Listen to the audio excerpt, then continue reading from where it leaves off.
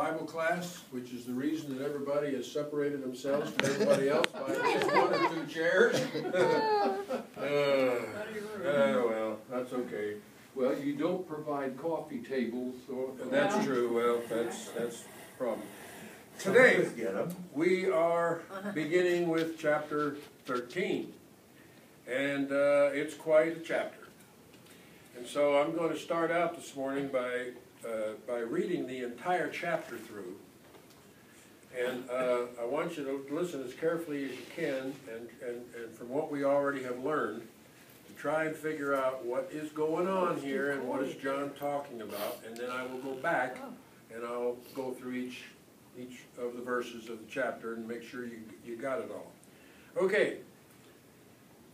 And I saw a beast coming out of the sea.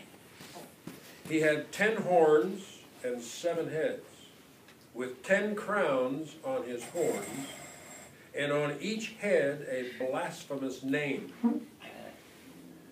The beast I saw resembled a leopard, but had feet like those of a bear, and a mouth like that of a lion.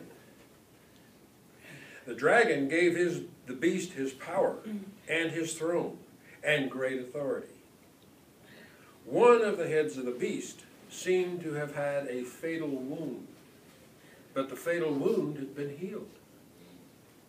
The whole world was astonished and followed the beast. Men worshipped the dragon because he had given authority to the beast. And they also worshipped the beast and asked, "Who is like this beast? Who can make war against him?" The beast was given a mouth to utter proud words and blasphemies, and to exercise his authority for 42 months. Sounds a familiar number. He opened his mouth to blaspheme God and to slander his name and his dwelling place and those who live in heaven. He was given power to make war against the saints and to conquer them. And he was given authority over every tribe, people, language, and nation. All inhabitants of the earth will worship the beast, all whose names have not been written in the book of life belonging to the Lamb that was slain from the creation of the world. He who has an ear, let him hear. If anyone is to go into captivity he will go. If anyone is to be killed with the sword he will be killed. This calls for patient endurance and faithfulness on the part of the saints. Then I saw another beast coming out of the earth. He had 2 horns like a lamb, but he spoke like a dragon. He exercised all the authority of the first beast on his behalf, and made the earth and its inhabitants worship the first beast, whose fatal wound had been healed. And he performed great and miraculous signs, even causing fire to come down from heaven to earth in full view of people. Because of the signs he was given power to do on behalf of the first beast, he deceived the inhabitants of the earth. He ordered them to set up an image in honor of the beast, who was wounded by the sword and yet lived. He was given power to give breath to the image of the first beast, so that it could speak and cause all who refused to worship the image to be killed. He also forced everyone, small and great, rich and poor, free and slave, to receive a mark on his right hand or on his forehead, the mark of the beast, right? So that no one could buy or sell unless he had the mark, which is the name of the beast or the number of his name.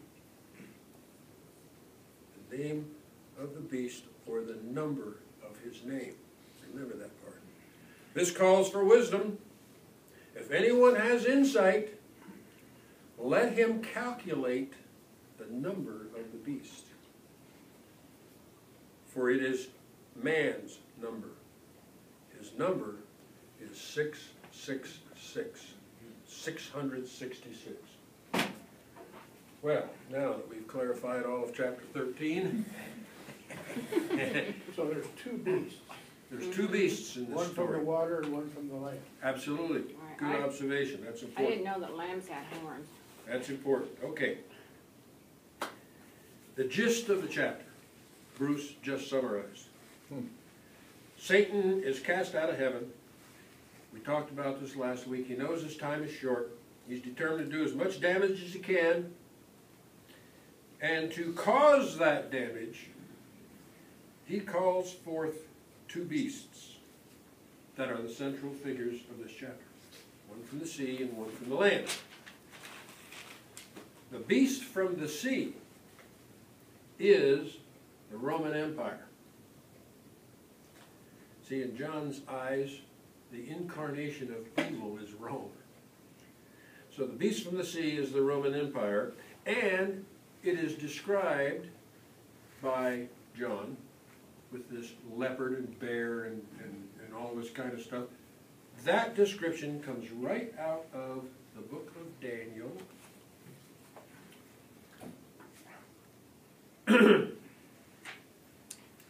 You're late. Good morning, Miss Jones. Yes, I am. That's why we leave the chairs open. I see.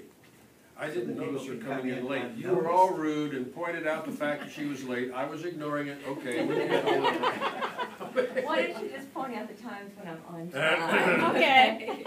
Make it In easier. Daniel chapter 7, verses 3 through 7, there is a vision of four great beasts who come out of the sea.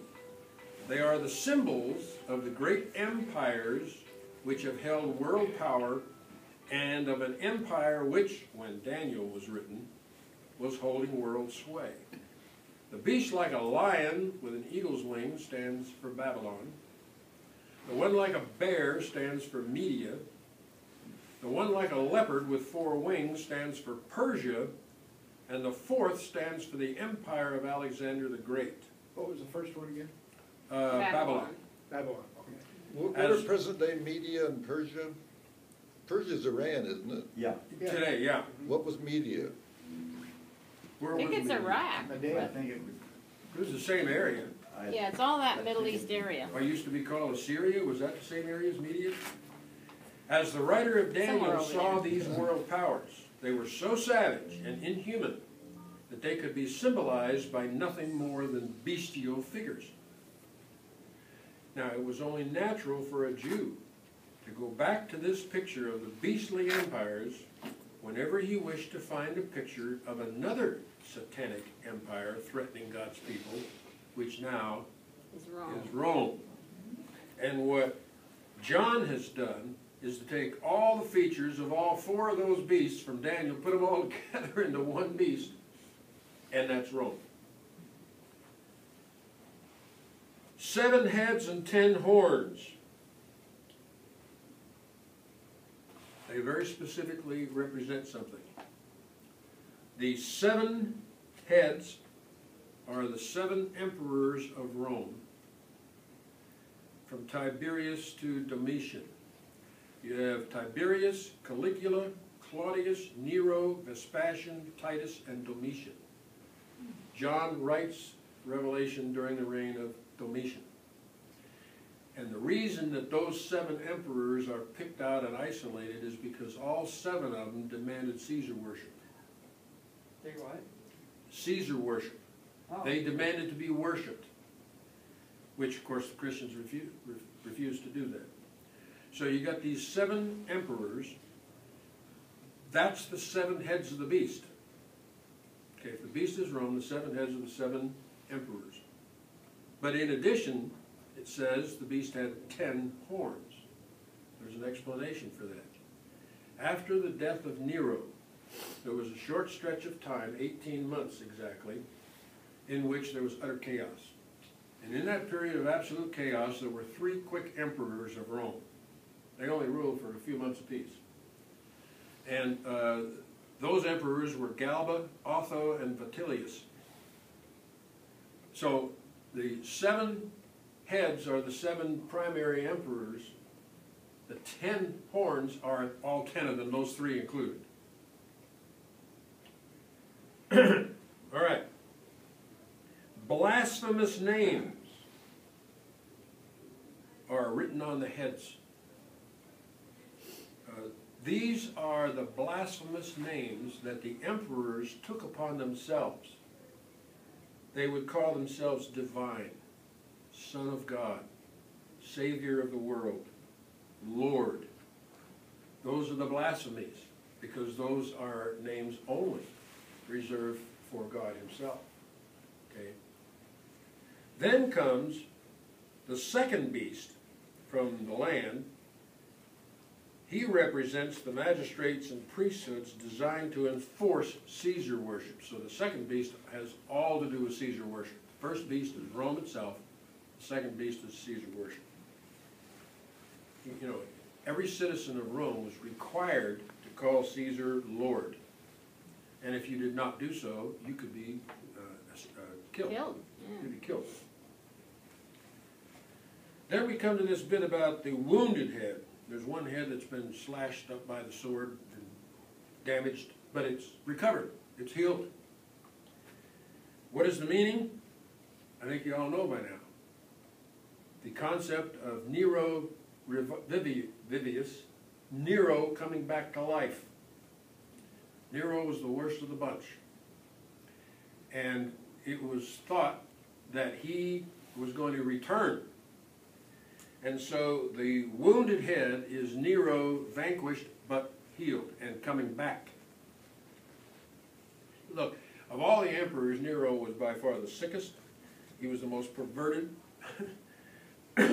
He was a very impersonation of evil itself, and I'm going to give you a little bit more detail about this in a few minutes, almost make you sick. After his death, it was widely rumored that he would come back to life. And in the mind of the Christians and in John, Nero returning becomes identified as the Antichrist. Okay?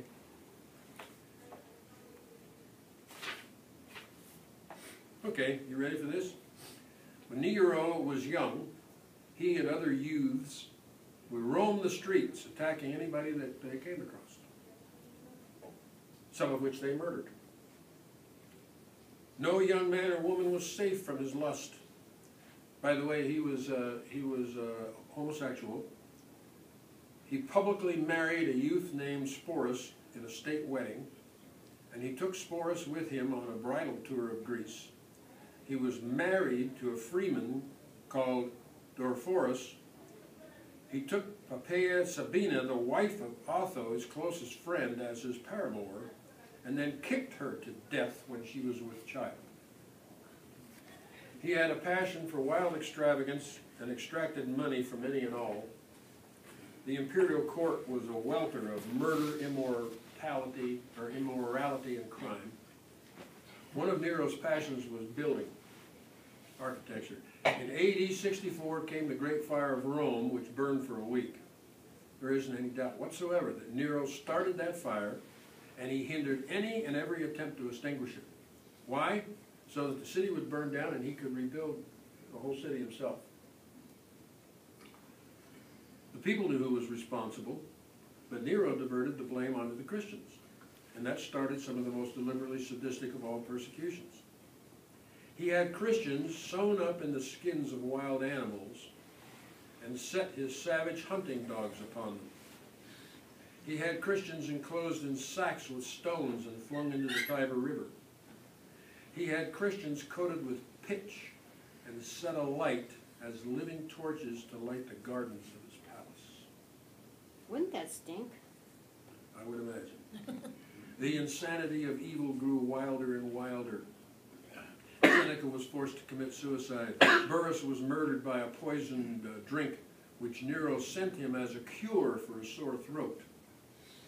Anyone who incurred Nero's slightest displeasure was killed.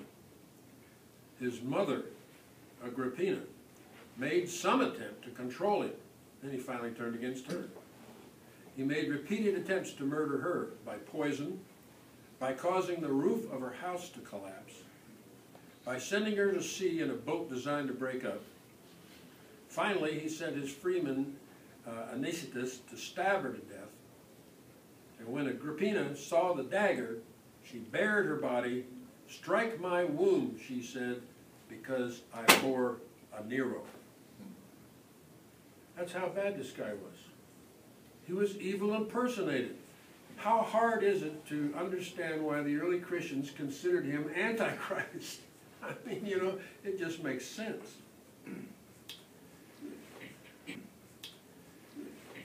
Okay. Now let's go back to chapter 13, peace be. Let me just ask a question, because this kind of sums up something you've been saying in all the chapters. And that is, when we got, or the chapter that began the Antichrist concept, we have God who dwells in the spiritual domain. And from God we have incarnate Jesus. Now we also have Satan up there. An incarnate would be a representation of Satan, and that's the Antichrist. Is that the way to net it out? Yeah, except to say, as long as we keep in mind the fact that the whole thing of Antichrist is supposed to be a concept, not a person. But nevertheless, at different times, people have made it easy to personify Antichrist as a person. Nero in that case. But there have been many other personified Antichrists through history. But as long as they are mortal, they can qualify. Right, right. But Antichrist is basically a concept, not an individual. You know, one of the big mistakes that people make today say, oh, well, so-and-so is the Antichrist, it's the end of the world. The concept of Antichrist, which means anything that is anti-Christ, is evil. Well, Satan is Antichrist, but he's not, or is against Christ, but he's not considered the Antichrist. Well, that how do you define Satan? Do you think Satan's an actual person? I think he has a source in the spiritual domain, not the natural domain. I think that Satan is a representation for evil. I don't think he's a person at all. Well, See?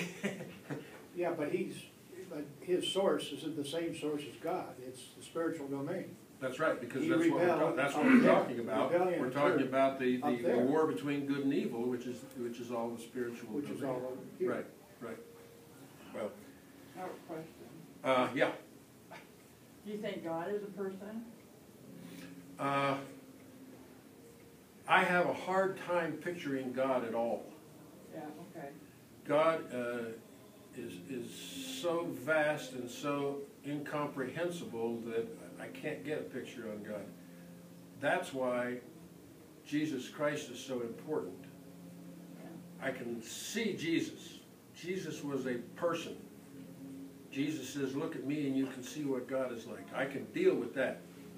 But when I sit down and try to develop a concept for God, I'm lost. I can't do that. Okay, I was just curious. You know, people say, well, what would you do if God was a woman? Well, I don't think God is a man or a woman or anything else. I think God is so vast it's not definable. But Jesus says, you know, look at me and you can see what God is like. God is love, God is compassion, God is grace, so forth. So, Jesus makes it a whole lot easier for me in that regard. All right. Verses 1 through 5. I saw a beast coming out of the sea, 10 horns, 7 heads, 10 crowns on his horns. Each head has a blasphemous name. The beast resembles a leopard, a bear, and a lion.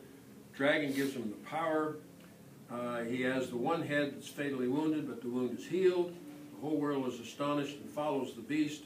Men worship the dragon because he gave authority to the beast. And it says at the end of the 4th verse, who is like the beast? I mean, who can make war against him?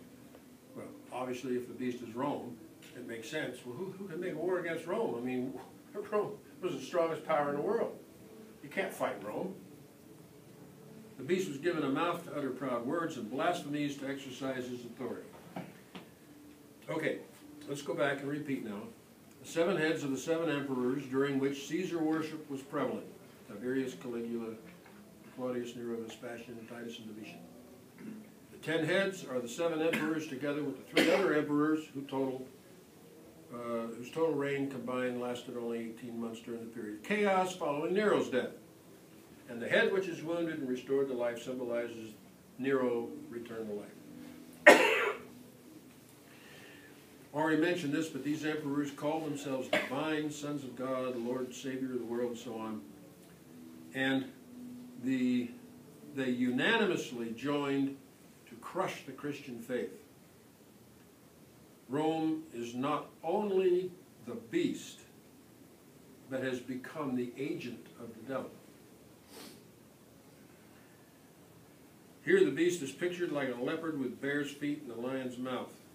The leopard, cruel and ready to pounce. The crushing strength of the bear. The lion which terrifies the flock. This is all meant to say Rome is founded on brute strength.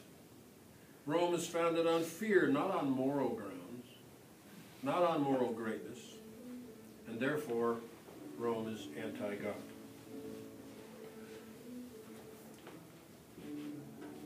Verse 6. He opened his mouth to blaspheme God and to slander his name and his dwelling place and those who live in heaven. Now verse 6 may mean that the power of the empire and the institution of Caesar worship are a blasphemy against God. It is also possible that John is thinking of all the ways in which Rome has insulted God over a period of time.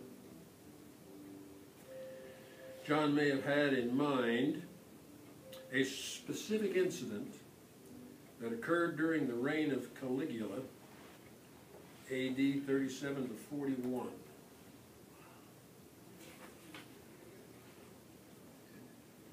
Emperor Caligula, among other things, was an epileptic, and he was more than just a little insane. He was mad. He took his divinity very seriously, and he insisted that he should be universally worshipped. Now, the Jews had always been exempt from Caesar worship. Did you know that? The Jews were always exempt because the Romans knew full good and well that their allegiance to their one God was immovable. You couldn't do anything about it. The Jews would rather all die than give up their worship of their one God. This is closely parallel to the fact that of all the peoples in the empire, the Jews alone were also exempt from military service because of their strict observance of food laws, their absolute observance of the Sabbath. You couldn't have them serving in the military. But Caligula insisted that an image of himself should be set up within the Holy of Holies in the great temple in Jerusalem. The Jews would have suffered extermination before they would allow such a thing to take place. But Caligula put together a huge army to enforce this demand. The Jews got lucky. Caligula died before he could do it. So John may be thinking about that when he writes this part. All right, verses 7 through 9 in chapter 13 goes on to say, he was given power to make war against the saints and to conquer them. And he was given authority over every tribe, people, language, and nation. All inhabitants of the earth will worship the beast, at least all those whose names have not been written in the book of life belonging to the Lamb who was slain from the creation of the world. He who has an ear, let him hear. If anyone is to go into captivity he will go. If anyone is to be killed with the sword he will be killed. This calls for patience and endurance and faithfulness on the parts of the saints. In the ancient world, rulers, kings, in any nation, actually kept a register of all those who were citizens of their realm. Actually kept a list of names. Kind of hard to believe because there were a lot of people in those days. But wasn't that what the census was all about? Yeah, sure was. Now, when a man died or lost his rights as a citizen, his name was removed from the register. So, the book of life is a register of who belongs to God. And the beast is to overcome all those whose names are not written in the book of life. I'm confused what that, I don't understand that. It mentions the book of life as the register of those who are the faithful saints. If you're not in the book of life, then you worship the beast. But you said the Book of Life was a register of the citizens. No, No, the book of life is a register of those who belong to God, which are the faithful. Okay, but that wasn't a register But kept Rome- by the state. No, no, Rome had no. its own register. Yeah, That's what I'm getting. right. The book of life is the spiritual recording of the faithful. Who does that? I guess God is the only one who knows God. who's in the book of That life. comes out of the Old Testament. I think that's where I'm getting confused there. Okay. Yeah, it's not an actual book. It's meant to be an accounting of all those who are faithful to God. And John is thinking this up. Yes, yes he is. Now, verse 8 can be kind of confusing because it says, all inhabitants of the earth will worship the beast, and so on and so forth. It can mean those whose names have been written before the foundation of the world in the book of life of the Lamb that was slain.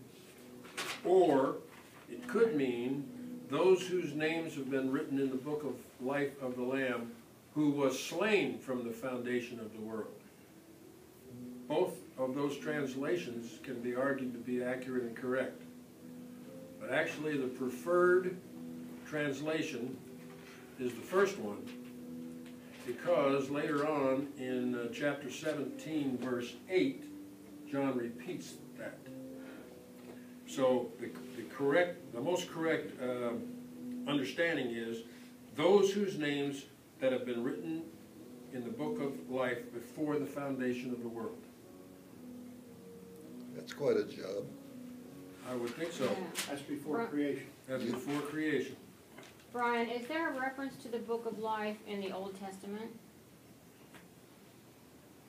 I don't recall of any. Do you? I thought there were. I thought there was, but I'm not sure now. I don't know. I'll look that up this week. Yeah, would you? Yeah. Let us know next time we meet. Okay, now, verse 10. If anyone is to go into captivity he will go. If anyone is to be killed with the sword he will be killed. And this calls for patience and endurance and faithfulness. This verse is made up of two quotations. The first quotation comes from Jeremiah chapter 15, verse 2. If I can find it.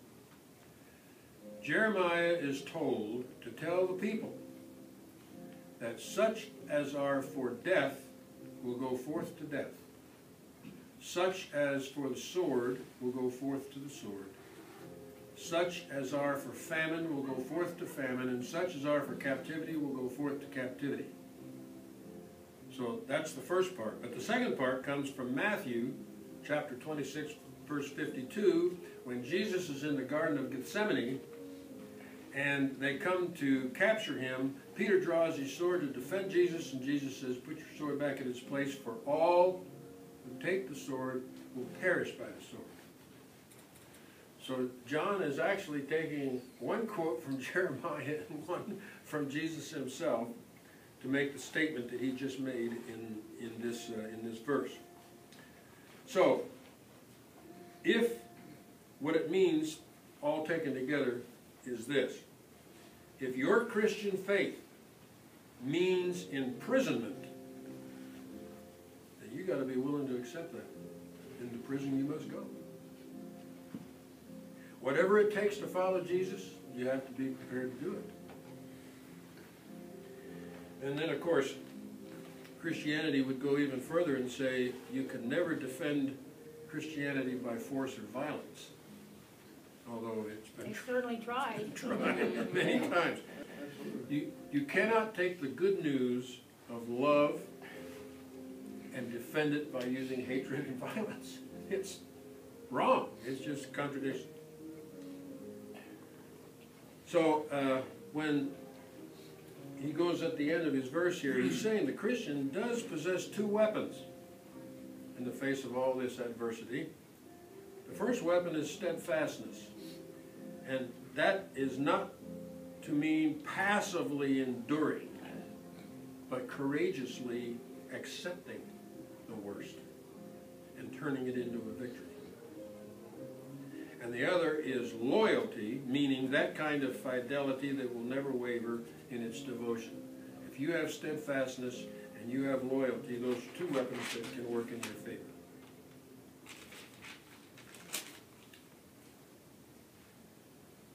Verses 11 through 17, the power of the second beast. I saw another beast coming out of the earth, 2 horns like a lamb, spoke like a dragon, exercises all the authority of the first beast. He performs great and miraculous signs, causes fire to come down from heaven. Because of the signs he's given power to do on behalf of the first beast, he deceives all the inhabitants of the earth. He orders them to set up an image in honor of the beast, who was wounded by the sword and yet recovered. Nero. He also forced everyone, small and great, rich and poor, free and slave, to receive a mark on his right hand or on his forehead, so that no one could buy or sell unless he had the mark, which is the name of the beast. The beast in this case, we already mentioned, is Caesar worship.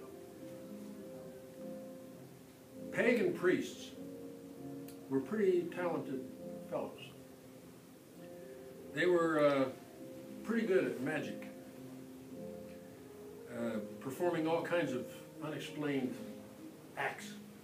They were really good at it. They could cause a stone image to speak. Well, they could do it because they mastered ventriloquism, for example. Okay? They could perform all kinds of signs and wonders. They could bring fire down from the sky that knew how to do these things. Magic tricks of all kinds. Therefore, the description of the beast's abilities, because these priests are the ones who demand Caesar worship. In addition, thought you might find this of interest, I did. The imperial priesthood could easily use seductive appeals. Look what Rome has done for you. Look at the peace and prosperity you enjoy. Have you ever known a greater benefactor than the emperor? Surely, in simple gratitude, you can give him this small act of formal worship. The bottom line is there are always excellent arguments as to why the Christian church should compromise with the world. But the fact remains that when it's done, Christ is betrayed again.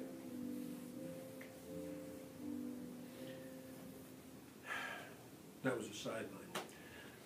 The beast is to carry out the death penalty for anyone that will not worship Caesar. That was, in fact, the law of Rome at the time. That was true. If a Christian refused to worship the emperor, even if his life was spared, he was marked. He would be economically ruined. He could never buy or sell anything again. And there we come to the mark of the beast. The mark of Rome on the one who refuses to worship Caesar. Those who did worship Caesar, as required by the law, had the mark of the beast on their right hand and their forehead. You know what? That is actually a parody of a Jewish custom of having phylacteries on the forehead or on the wrist, okay, to identify them as, very religious. In real life, the mark of Caesar could be a number of things. If you bowed down and worshiped Caesar, like you were supposed to do according to the law, you were given a certificate of worship. It was proof of your willingness to call Caesar Lord and Savior. Of course, the coinage had the head of Caesar on it and the emperor's inscription. Every contract within the empire that was signed had a name and date and seal of the emperor on it. Soldiers in the army would go and get tattoos on their arm or on their foreheads, an image of the emperor. Domestic slaves were branded with a stigma or a mark.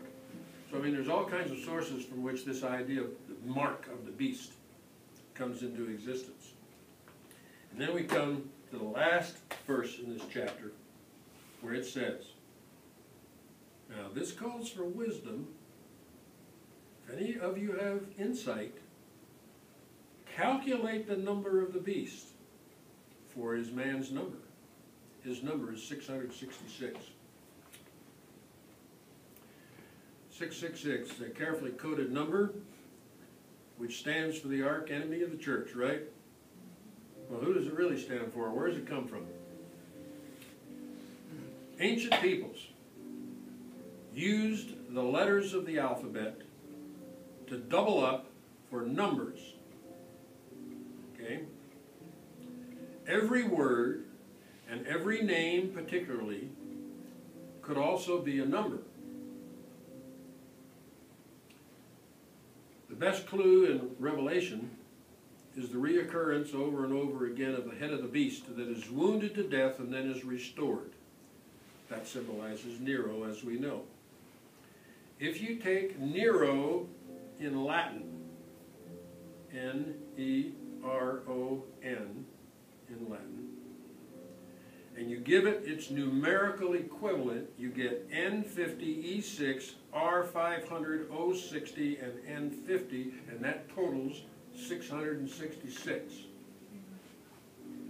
Now you eliminate the final N, like in English we only go N-E-R-O, right? That only leaves you with 616. But you know what? A lot of the early manuscripts give the number of the beast as 616, not 666. In addition, in Hebrew, the letters of the name Nero Caesar equals 666. Average or total? The total numbers The sum. for Nero Caesar in Hebrew is also 666. There's absolutely no question about it. There's no doubt about it whatsoever. The number of the beast identifies Nero, John's Antichrist.